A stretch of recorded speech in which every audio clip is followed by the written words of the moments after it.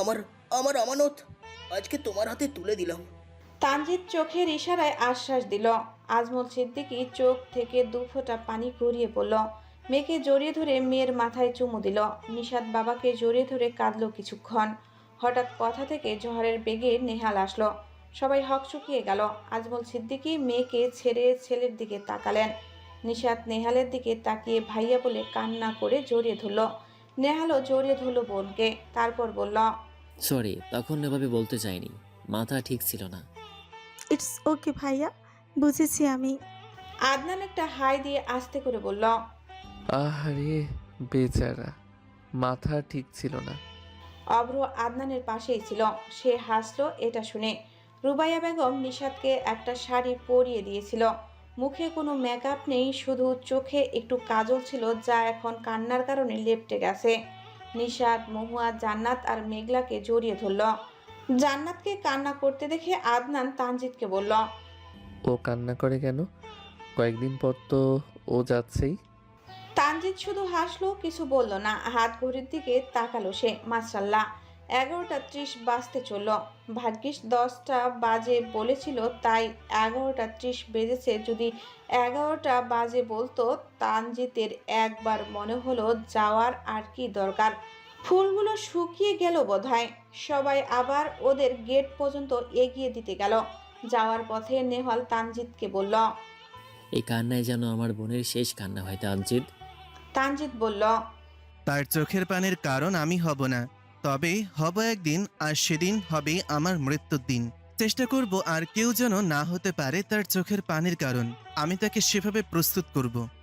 কথাটা বলে তানজিৎ গিয়ে গাড়িতে বসলো। সে নিজেই ড্রাইভ করবে। নিশাত তার পাশে বসলো। সে কান্না করে যাচ্ছে তখনও।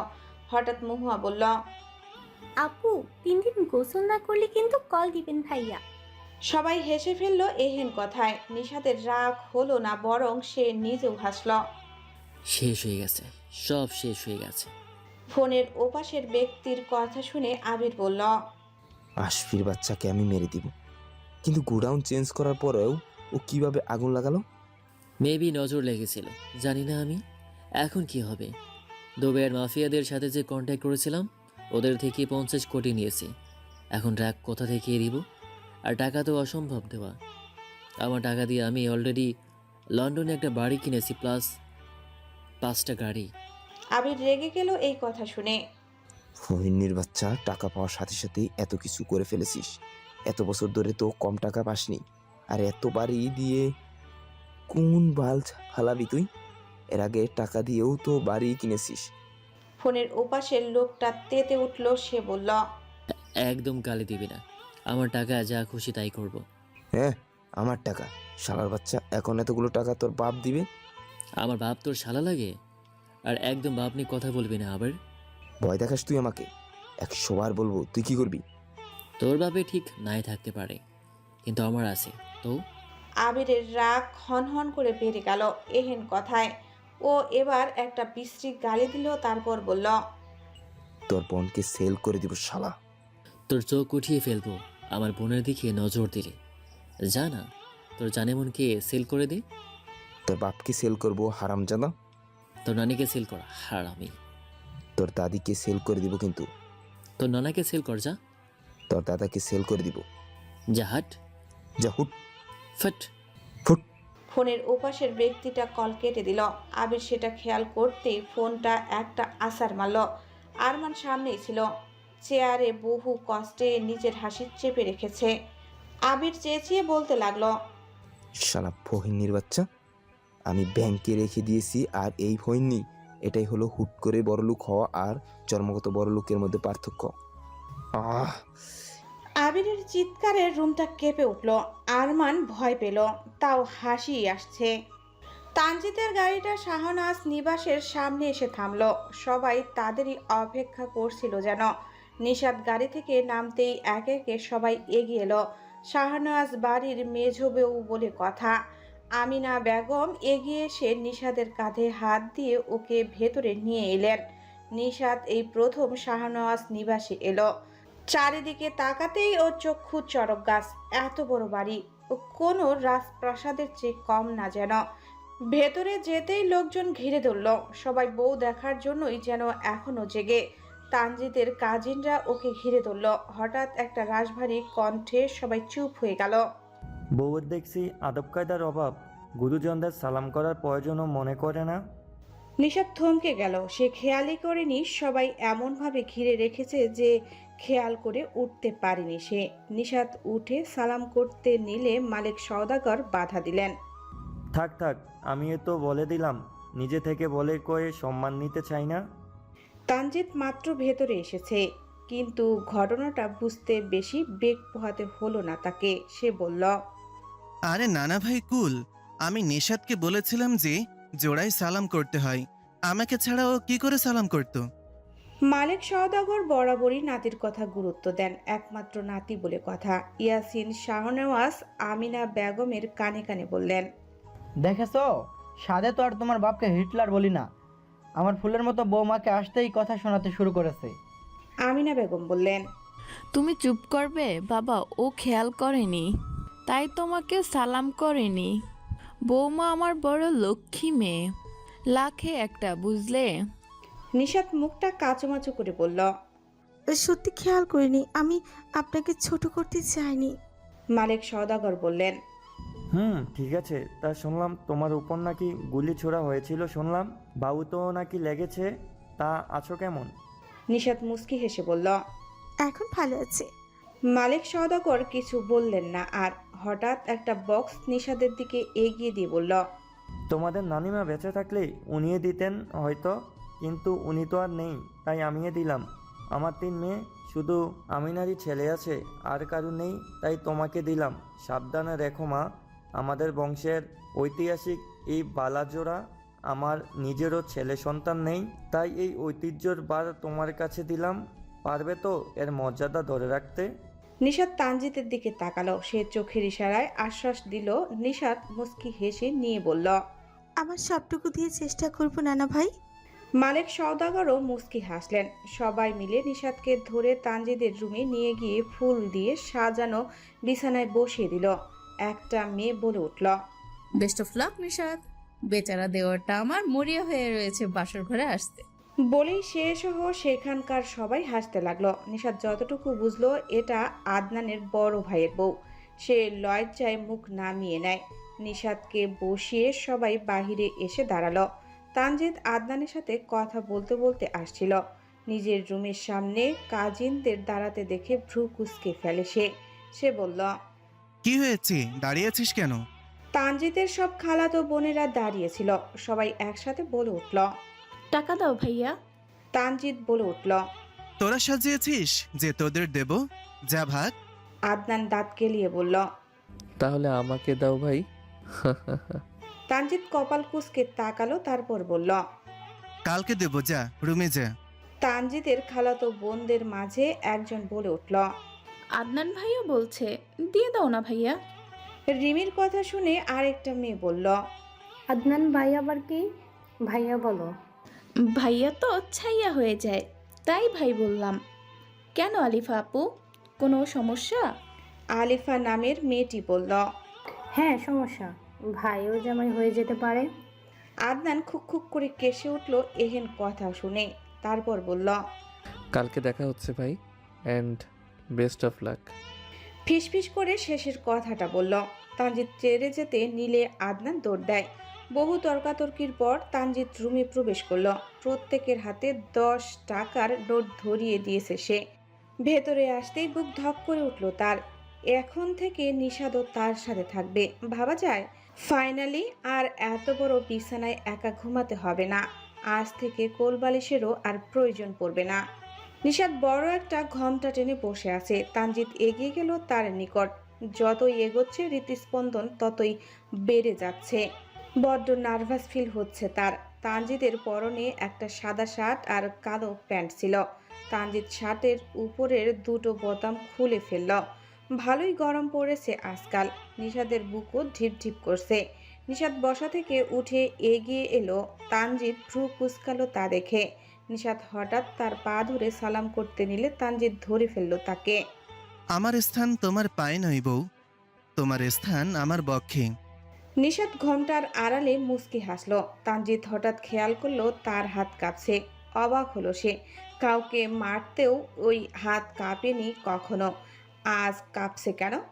তানজিৎ কাঁপা কাঁপা হাতে নিশাতের ঘোমটাটা খুলল। নিশাত মাথা নুয়ে রেখেছে। তানজিৎ নিশাতের থুতনি ধরে বলল, মাশাল্লাহ। নিশাত লজ্জা পেল। তানজিৎ হাসলো তা দেখে। তারপর নিশাতের ঘোমটাটা আঁকড়ে ধরে বলল, মানছি বাসর হয়নি, তাও তো বিয়ের 4 বছর হয়ে গেছে, এখনো এত লজ্জা পাও? আজ তো দেখি আপনার লজ্জা ভাঙাতেই হয় ম্যাডাম। নিশাত সর্বাঙ্গ কেঁপে উঠল কথাটা শুনে। তখন হঠাৎ জোরে একটা বাস পড়ল। নিশাত চমকে উঠে তানজিৎকে জড়িয়ে ধরল। তানজিৎ হাসল। ওর কানের কাছে মুখ নিয়ে হাসকি স্বরে বলল, দেখেছো, আজ ওয়েদারও আমাদের সঙ্গ দিচ্ছে। আজ এই আমিটা একটু খারাপ হলে কি রাগ করবেন মিসেস শাহনেওয়াজ? নিশাত লজ্জায় তানজিতের শার্টের অংশটুকু চেপে ধরল। মনের কোণে লুকানো অনুভূতিগুলো যেন সায় দিতে চাইছে। নিশাদের থেকে উত্তর না পেয়ে তানজিৎ বলল, ফার্স্ট বলুন ম্যাডাম, রাত শেষ হয়ে যাচ্ছে যে। নিশাত তানজিদের মানে তাকালো। কিছু চাইছে এই দৃষ্টি। সে কি চাইছে না? নিশাত হঠাৎ বলে উঠল, ভালোবাসি তানজিৎ, ভীষণ ভালো। আর বলতে পারল না সে। তানজিৎ আঁকড়ে ধরে তার ওষ্ঠ। নিশাত খামচে ধরল তার বুকের কাছের স্বাদ। তানজিৎ নিশাতকে পাজা কোলে তুলে নিল। তারপর নিশাতকে বিছানায় শুইয়ে লাইটের সুইচ অফ করে দিল। নিশাদের কাছে এসে ওর কানের কাছে মুখ নিয়ে হাসকি স্বরে বলল, আমিও ভালোবাসি বউ, বড্ড বেশি ভালোবাসি। আজ না হয় একটু বহিঃপ্রকাশ করলাম। তানজিদের দানবীয় শরীরের আড়ালে ঢাকা পড়ল নিশাদের ছোট্ট চোরইয়ের ন্যায় দেহটা। 4 বছর ধরে জমিয়ে রাখা ভালোবাসা উগরে দিতে ব্যস্ত হয়ে পড়ল। আজ একত্রিত হলো দুটি মন। একে অপরের সাথে মিশে গেল তারা। ঠিক যতটা মিশলে আর কোনো দূরত্ব থাকে না। বাইরে টিপ টিপ করে বৃষ্টি পড়তে আরম্ভ করেছে। মৃদু হাওয়ায় জানালার পর্দা উড়ে যাচ্ছে। হিম শীতল হাওয়া বয়ে যাচ্ছে পুরো ঘর জুড়ে, যা এই দম্পতিকে আরো একে অপরের প্রতি মত্ত করে তুলছে। একখান পান চাইলাম, পান দিল না, তোমার সঙ্গে কিসের পিড়ি? মহুয়া বিছানায় শুয়ে গান গাইতে গাইতে ফোন স্ক্রল করছিল। হঠাৎ অচেনা নাম্বার থেকে মেসেজ আসতেই তার গান মাঝপথে বন্ধ হয়ে যায়। সে তো ভুলেই গিয়েছিল এই লোকের কথা। মেসেজটা দেখেই মহুয়ার গলা শুকিয়ে গেল। প্রেম করছো শুনলাম, তোমার বাবাকে জানালে কেমন হয় কথাটা? মহুয়া মনে মনে একটা সাহস সঞ্চার করলো, এই ভেবে যে সাদমান তো এএসটি এর মেম্বার, কোনো কিছু হলে সে সামলে নেবে। সেই সাহস নিয়ে সে লিখল, আপনি আমার পিছু ছেড়ে দিন। আমি আগেই বলেছিলাম যে আমার ওনাকে ভালো লাগে। এখন উনিও আমাকে ভালোবাসে। আর আপনি আগে আসলে এমন কিছু হতো না। আসলেন তো না, এবার মুড়ি খান। অপর পাশ থেকে আজ উত্তর এলো, তাহলে চলো কালকে দেখা করি। আমাকে দেখলে তুমি ক্রাশ খাবে, আমি এটা নিশ্চিত করে বলে দিতে পারি। মহুয়া লিখল, সরি, এক পুরুষে আসক্ত আমি, আর বহুজনের উপর ক্রাশ। যারা খায় তাদের ক্যারেক্টার ঢিলা, তবে গল্পের হিরোর উপর ক্রাশ খেলে অন্য কথা। যাই হোক, আপনি অন্য কাউকে দেখুন, আর মেসেজ দিবেন না প্লিজ। মহুয়া এটা সেন্ড করে ব্লক করে দিল। তারপর একটা স্ক্রিনশট সাদমানকে সেন্ড করে দিল আর লিখল, দেখেছেন, এই জন্য বলি সময় আছে, এখনো থমকানো বন্ধ করে নরম স্বরে কথা বলুন। আমি আবার ভালো মানুষ কি না, তাই ব্লক করে দিলাম। সাদমান অনলাইনেই ছিল। সে সিন করেছে বাট রিপ্লাই দেয়নি। মহুয়ার ব্যাপারটা ভালো লাগলো না। সে বলল, ওরে শালার নাতি, তুইও ভাব নিয়েছিস? যা মুড়ি খা তোর ভাব নিয়ে। বলেই ও সাদমানকেও ব্লক করে দিল। তারপর লাইট অফ করে বিছানায় শুয়ে গালি দিতে লাগলো ওকে। আর এদিকে সাদমান রান্না করছিল। তখন হঠাৎ ক্ষুধা লেগে যাওয়ায় নুডলস রান্না করবে, তাই পেঁয়াজ কাটছিল। তাও মেসেজ সিন করেছিল। চোখ ঝাপসা হয়ে যাওয়ায় রিপ্লাই দিতে লেট হয়েছিল। চোখে পানির ছিটিয়ে রিপ্লাই দিতে এসে দেখে মেসেজের অপশন নেই। ভ্রু কুঁচকে আসে তার। ব্যাপারটা বুঝতে পেরেই চোয়াল শক্ত হলো তার। সাদমান দাঁতে দাঁত চেপে পড়ল, ব্লক করলো কেন? বেশি বার বেড়েছে এই মেয়ে। কত বড় সাহস শিকদার সাদমান সাদিবকে ব্লক করে। সাদমান কথাটা বলে সামনে রাখা ল্যাপটপের দিকে তাকালো। ল্যাপটপের স্ক্রিনে দেখা যাচ্ছে মহুয়া হাত পা ছড়িয়ে ঘুমাচ্ছে। ডিম লাইটের আলোয় চেহারাটা অল্প দেখা যাচ্ছে। তাকে ব্লক করে এই মেয়ে ঘুমাচ্ছে। না, এটা তো মেনে নেওয়া যায় না। সাদমান ঘড়ির দিকে তাকালো। রাত 2টা বাজে। এত রাত পর্যন্ত জেগে থাকবে আর সকালে লেট করে উঠবে। সাদমান বাঁকা হেসে বলল, গুড বেবি, আগে থেকেই রাত জাগার প্র্যাকটিসটা করে নাও, তাহলে আর বিয়ের পর কোনো প্রবলেম হবে না। তার আগে ব্লক করার মজাটা আজ তোমাকে বুঝিয়ে আসি। তারপরে জানেন কি হয়েছে? আদনান ঘুমে ঢুলতে ঢুলতে বলল। হুম। জান্নাত অবাক হয়ে বলল, সে কি জানলেন কি করে? আমি তো বলিনি। হ্যালো আদনান, শুনতে পাচ্ছেন? ঘুমিয়ে গেলেন নাকি? আদনান তার কানের কাছে এতক্ষণ ধরে সুরেলা গান গাওয়া প্রাণীটিকে তার শক্তপোক্ত হাতে হত্যার চেষ্টা করলো, কিন্তু ব্যর্থ হলো।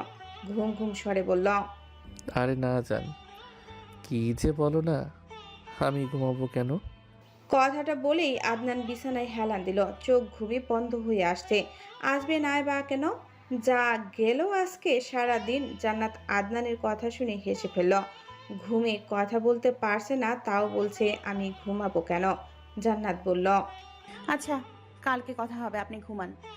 আদনান তরাত গতিতে চোখ খুলে বলল, আরে না না, কালকে কেন, আজকেই বলবো। বলো না জান, আমিও শুনছি। আদনানের চোখ আবার বন্ধ হয়ে আসে। জান্নাত হেসে বলল, সমস্যা নেই, ঘুমান আপনি। আজকে সারাদিন অনেক চাপ গেছে, ঘুমান। এত রাতে কার সাথে কথা বলছো জান্নাত? জান্নাত চমকে উঠল। ফোনটা পড়ে যেতে নেয়, কিন্তু সে ধরে ফেলে। সবাই নিষাদদের বাসায়ই রয়ে গেছে। শুধু মহুয়া অসুস্থ দেখে মহুয়া, মাহির, আরমিন আর সৌরভ শেখ চলে গেছেন। আরমিনের বাবা মা কোনো এক আত্মীয়র বাসায় গিয়েছে, কিন্তু তারপর আর খোঁজ নেয়নি। তাই আরমিন আজ মাহিরদের বাসায় থাকবে। মিনা বেগম বোনের সাথে রয়ে গেছেন। বোনকেও তো সামলানোর একটা ব্যাপার আছে। মেয়েটা যাওয়ার পরে আবার কান্না শুরু করেছেন তিনি। জান্নাত নেহালকে দেখে ভয়ে শুকনো ঢোক গিলল। সে তো আসতেই কথা বলছিল। মেঘলাও শুনতে পায়নি, ঘুমাচ্ছে সে। নেহাল কি করে শুনলো? সে কল কেটে দিল। তারপর মেঘে হেসে বলল, বান্ধবী কল করেছিল ভাইয়া। নেহাল সন্ধিহান চোখে তাকিয়ে। সে স্পষ্ট আদনানের নাম শুনেছে তখন। নেহাল বিদ্রুপে সুরে বলল, মেয়েদের নামও আদনান হয়, জানা ছিল না। যাই হোক, এসব থেকে দূরে থাকো, তোমার ভালোর জন্যই বলছি। ঘুমাও। নেহাল চলে গেল। জান্নাত দাঁত দিয়ে জিভ কেটে চোখ বন্ধ করে ফেলল। যা, ধরা খেয়ে গেল। জান্নাত ফোনের দিকে তাকালো। ইস, ভাবা যায় এক সময় আদনানকে কি গালি না দিত। শেষরা লুচু থেকে শুরু করে যা আছে, জান্নাত ফিক করে হেসে ফেলল। কেন দিবে না গালি? আদনানই তো অমন অভিনয় করত। জান্নাত গ্যালারিতে গিয়ে আদনানের একটা ছবি বের করলো। তারপর সেটা বুকে জড়িয়ে ধরে শুয়ে পড়ল। তারপর ফোনটা সামনে নিয়ে বলতে লাগলো, কিভাবে দূরে থাকবো ভাইয়া? আমার মনটা যে এই লোক চুরি, না না না, দিনে দুপুরে ডাকাতি করেছে। হায়, রং নম্বর থেকে প্রেমের সূচনা হয়। হবে না কেন? ছেলেটা যদি হয় আদনান, তবে হতে বাধ্য। আমাদের কাহিনীটা এক কথায় বলতে গেলে জান্নাত হেসে ফেলল। তারপর আদনানের ছবিটা জুম করে গালে একটা চুমু খেলো। এতেই লজ্জায় মরিমরি অবস্থা হয়ে গেল তার। আর বেশি কিছু না ভেবে ফোনটা বুকে জড়িয়ে ধরেই ঘুমের দেশে পাড়ি দিল সে। বাইরে টুকটাক বৃষ্টি পড়ছে, বাতাসের তাণ্ডব হচ্ছে যেন। বাতাসে জানালার থায়ে একটু পর পর সাই সাই শব্দ হচ্ছে। আরমিন মাহিরের বুকে মাথা রেখে শুয়ে আছে। ইচ্ছে করে শয়নি, মাহিরই চেপে ধরে রেখেছে। দুজনের কারো চোখে ঘুম নেই। আরমিন চিন্তায় আছে, বাবা মা ভাই কারো কোনো খোঁজ নেই। কোথায় গেল সব? তার উপর আবার এভাবে মাহিরের বুকে মাথা রেখে শুয়ে থাকায় অস্বস্তি হচ্ছে। মাহির আরমিনের মাথায় হাত বুলিয়ে দিতে দিতে নরম স্বরে ডেকে উঠল, আরও এটা নতুন নয়। বিয়ের পর থেকেই মাহির তাকে আরু অথবা বেবি ডাকে। এক কথায় সেই আগের ধমকাধমকি করা মাহির এখন পুরোই চেঞ্জ হয়ে গেছে। বিয়ের পর আর কোনোদিন ধমক দেয়নি, বরং এত বেশি কেয়ার করে যে আরমিন প্রেমে পড়ে যাচ্ছে। আরমিন ছোট করে বলল, আমি কি খুব খারাপ আরও? আরমিন হকচকালো এহেন প্রশ্নে। আরমিনের থেকে উত্তর না পেয়ে মাহির বলল, আমি কি এতই খারাপ যে একটু ভালোবাসা যায় না? নাকি তুমি এখনো তোমার ওই ক্রাশকে ভুলতে পারো নি? আরমিনের মাথায় আসছে না যে সে কি বলবে। আর ক্রাশ, তাকে তো এমনি ভালো লাগতো। এমনকি মাহির জিজ্ঞাসা না করলে তো মনেই ছিল না যে সে একজনের উপর ক্রাশ খেয়েছিল। মাহির আরমিনের থেকে উত্তর না পেয়ে আবার বলল, ও কি আমার চেয়েও বেশি সুন্দর? আরমিন বলতে চাইল, বিরিয়ানির সাথে পান্তা ভাতের তুলনা চলে না, আর আপনি হচ্ছেন সেই বিরিয়ানি। কিন্তু মুখ ফুটে বলতে পারল না কিছুই। কথাও একটা জড়তা কাজ করছে তার। মাহির উত্তর না পেয়ে হাসল। আরমিনের মাথাটা নিজের বুক থেকে সরিয়ে অন্যদিকে ঘুরে শুয়ে রইল সে। তারপর বলল, দুঃখিত এই প্রশ্নগুলো করে বিভ্রান্তিতে ফেলার জন্য। আমার উত্তর আমি পেয়ে গেছি। Good night. আরমিন বলে উঠল। ভুল বুঝছেন আপনি, আমি তো। মাহির আরমিনকে মাঝপথে থামিয়ে বলল, ঘুম পাচ্ছে ভীষণ। এসব নিয়ে আর কথা বাড়াতে চাচ্ছি না। যদি তুমি তাও বলো তাহলে আমি রুম থেকে বেরিয়ে যেতে বাধ্য হব। আরমিন একটা দীর্ঘশ্বাস ছাড়ল। কিছু একটা ভাবলো সে। তারপর হঠাৎ করে মাহিরকে পেছন থেকে জড়িয়ে ধরে ওর গালে চুমু খেলো। মাহির থমকে গেল এক মুহূর্তের জন্য। আরমিন বলে উঠল, এক ধাপ বেশি বুঝেন কেন? আমি বলেছি একবারও ওই হ্যাংলা লটকন আপনার থেকে সুদর্শন? আপনি নিজেও জানেন এর উত্তর, তাও আমার মুখ থেকেই বের করবেন। শুনুন তবে, আমার স্বামী পৃথিবীর সব থেকে সুদর্শন পুরুষ, বাকি সবার সৌন্দর্য ফিকে তার কাছে, বুঝেছেন? মাহিরের মনে হলো সে স্বপ্ন দেখছে। সত্যি আরমিন বলল কথাগুলো। হ্যাঁ সত্যি তো। মাহিরের ঠোঁটের কোণে হাসি ফুটে উঠল। সে বলল, তাই বুঝি? তা আরমিনের কথা শেষ হওয়ার পূর্বেই মাহির তাকে নিচে ফেলে নিজে ওর উপরে ঝুঁকে গেল। আরমিন হকচকালো। মাহির আরমিনের কানে ফিসফিস করে বলল, একবার ভালোবাসি বলবে প্লিজ? আরমিন ঠোঁট কামড়ে হাসলো। এতদিনে কি ভালোবাসেনি? বেসেছে, কিন্তু মাহিরকে আগে যে ভয় পেত সেটা ভেতরে রয়ে গেছে, যার কারণে ভালোবাসাটা ভয়ের আড়ালে লুকিয়েছিল এতদিন। আরমিন লজ্জামাখা হাসি দিয়ে বলল, পারবো না। মাহির ভ্রু কুঁচকে বলল, কেন? পাশো না ভালো? আরমিন অন্যদিকে দৃষ্টি ঘুরিয়ে বলল, জানি না। মাহির বলে উঠল, ওকে, বলতে হবে না। কথাটা বলে সরে আসতে নিলে আরমিন ওর শার্টের কলার টেনে ধরল। মাহির সেদিকে একবার তাকিয়ে বলল, হোয়াট? কিছু কথা মুখে বলা যায় না, বুঝে নিতে হয়। আমার ব্রেন ভালো না, না বললে বুঝি না। আরমিনের কপাল চাপড়াতে ইচ্ছা হলো। কিছু একটা ভেবে সে বলল, আপনি তো কোনোদিন বলেননি, আমি বলবো কেন? মাহিরের জবাব তৈরি ছিল। সে বলল, শুনতে চেয়েছো কোনোদিন? আরমিন একইভাবে বলল, বলতে চেয়েছেন কোনোদিন? মাহির একটা দীর্ঘশ্বাস ছাড়ল। তারপর আরমিনের দিকে আরেকটু ঝুঁকে বলল, আমি কথায় না কাজে বিশ্বাসী, বুঝেছো? আরমিন কথাটা না বুঝেই বলে দিল, আমিও। হঠাৎ মাহিরের কথাটার মানেটা বুঝতেই বড় বড় চোখ করে মাহিরের দিকে তাকালো, যে কিনা ঠোঁট কামড়ে হাসছে। মাহির বলে উঠল, তাহলে আর দেরি করছি কেন? আরমিন কিছু বলতে নিলে মাহির ওর হাতের আঙ্গুল দ্বারা আটকে দিল। কোনো কথা নয়। মাহিরের স্বর হঠাৎই কেমন পরিবর্তন হয়ে গেল, কেমন নেশালো শোনালো আরমিনের কাছে। মাহিরের দৃষ্টি আরমিনের ওষ্ঠের দিকে। সে সেদিকে এগোতে লাগলো।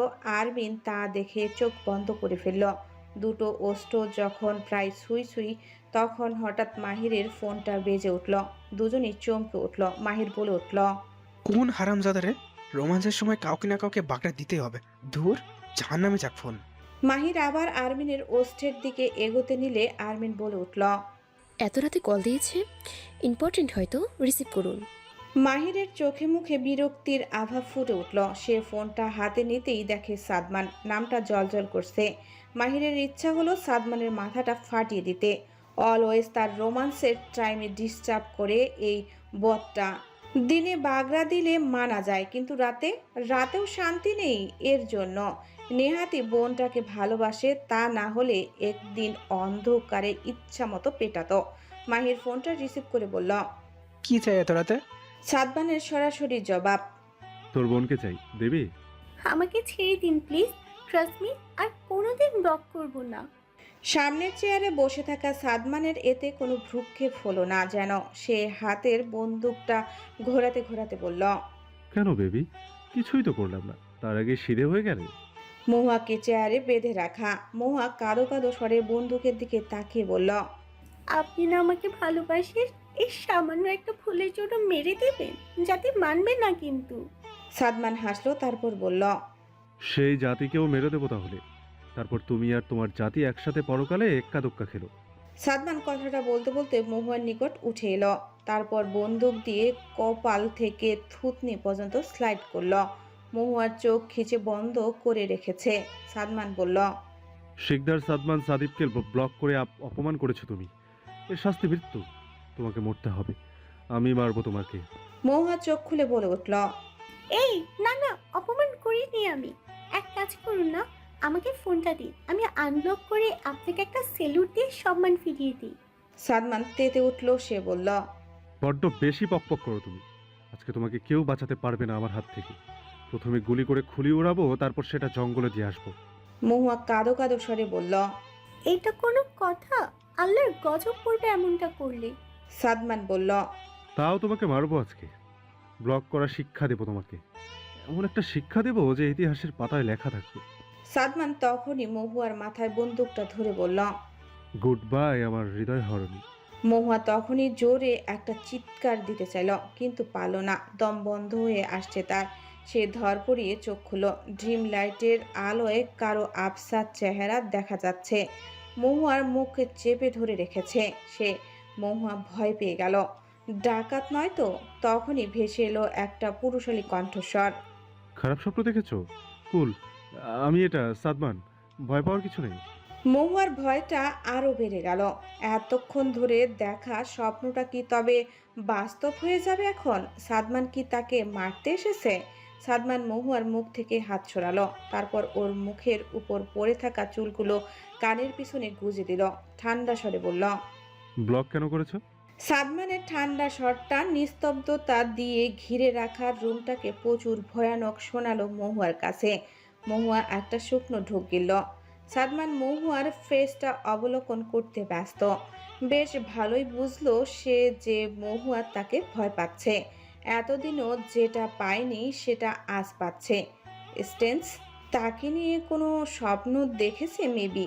সাদমান ঠোঁট কামড়ে হাসল। মহুয়ার মুখের দিকে একটু ঝুঁকে বলল, এর শাস্তি কি দেওয়া যায় বলো তো? মহুয়া ভয়ে অন্তর আত্মার পানি শুকিয়ে যাচ্ছে। সাদমান আবার বলল, আন্ডারওয়ার্ল্ডের ক্রিমিনালরা আমাদের প্রত্যেককে ভয় পেলেও আমাকে সব থেকে বেশি ভয় পায়। কেন জানো? কারণ সবচেয়ে নিকৃষ্ট মৃত্যুগুলো আমি দেই। মার্ডারের পর পরিকল্পনা আমার থাকে, আর তুমি তাকে ব্লক করেছো। কি হতে পারে তোমার সাথে মনে হয়? মহুয়া ভয়ে কান্না করে দিল। সাদমান হকচকিত হলো। সে তো এমনিতেই ভয় দেখাতে বলেছিল। এই মেয়ের সব সাহস যে ফুস হয়ে যাবে এই কথা শুনে সেটা সে বুঝতে পারেনি। দেখায় কত সাহসী, আসলে একটা ভিতুর ডিম। সাদমান মহুয়ার মুখটা নিজের হাতের আগলে নিয়ে বলল, শ্শ্, তুমি কাঁদছো কেন? তোমাকে কিছু করেছি? আমি তো জাস্ট ভয় দেখাতে বলেছি। মহু, প্লিজ কান্না থামাও। তোমার ভাই বাহিরেই দাঁড়িয়ে, ও উল্টাপাল্টা ভাববে। Please stop crying. এই মেয়ে, কান্না থামাও না। আচ্ছা সরি বাবা, ভুল হয়েছে তোমাকে ভয় দেখানোটা। মহুয়া কান্না থামালো এবার, তারপর নাক টেনে বলল, ঠিক আছে, এবারের মতো মাফ করলাম, আর করব না কখনো। সাদমান বোকা বনে গেল। এই মেয়ে একটা চিজ বটে। উল্টো তাকে দিয়ে সরি বলিয়ে ছাড়ল। সাদমান মহুয়ার মুখ থেকে হাতটা সরিয়ে উঠে দাঁড়ালো। মহুয়াও উঠে বসলো। সাদমান বলল, ফোন কোথায় তোমার? মহুয়া বালিশের পাশ থেকে ফোনটা নিতেই সাদমান নিয়ে নিল। মহুয়া চোখ বড় বড় করে বলল, এই না। সাদমান ভ্রু কুঁচকালো, তারপর বলল, পাসওয়ার্ড বলো। মহুয়া মেকি হেসে বলল, আমাকে দিন, আমি। ফার্স্ট বলো। মহুয়া বিপাকে পড়ে গেল যেন, তারপর মিনমিন করে বলল, বিড়ি খেলে বিড়িখোর ভালোবাসি তোকে গম্ভীর লোক। সাদমান টাইপ করতে নিলে বলে উঠল। হোয়াট?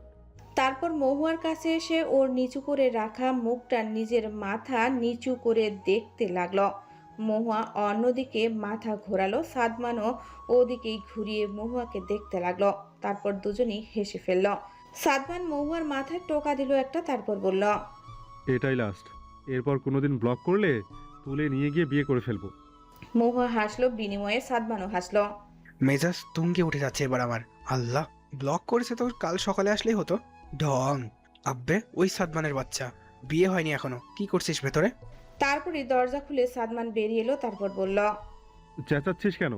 তোর বাপ উঠে গেলে? আচ্ছা যাই হোক, থ্যাঙ্কস। মাহির বলে উঠল, রোম্যান্সে বাগড়া দিয়ে থ্যাঙ্কস মারাস? যা বিদায় হ।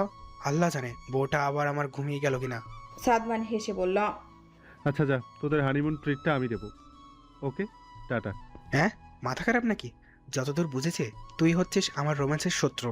তুই আমাদের হানিমুনের ট্রিট দিলে দেখা যাবে আমরা সেখানে পৌঁছানোর আগেই জয় বাংলা হয়ে যাব। সাদমান হেসে ফেলল এহেন কথায়, যেতে যেতে বলল, তাহলে পরকালে গিয়ে বাসরটা সেরে নিস। মাহির কথাটা খেয়াল না করে বলল, সেটাই ভালো। হ্যাঁ, কি বললি হারামি? সাদমান ততক্ষণে পোগার পা। মাহির দরজাটা লাগিয়ে ওকে গালি দিতে দিতে রুমে এলো। যা ভেবেছিল বউটা তার ঘুমিয়ে গেছে। মাহিরের এখন বলতে ইচ্ছা হলো, না আমি বিশ্বাস করি না, না আমি বিশ্বাস করি না। 2 দিন পর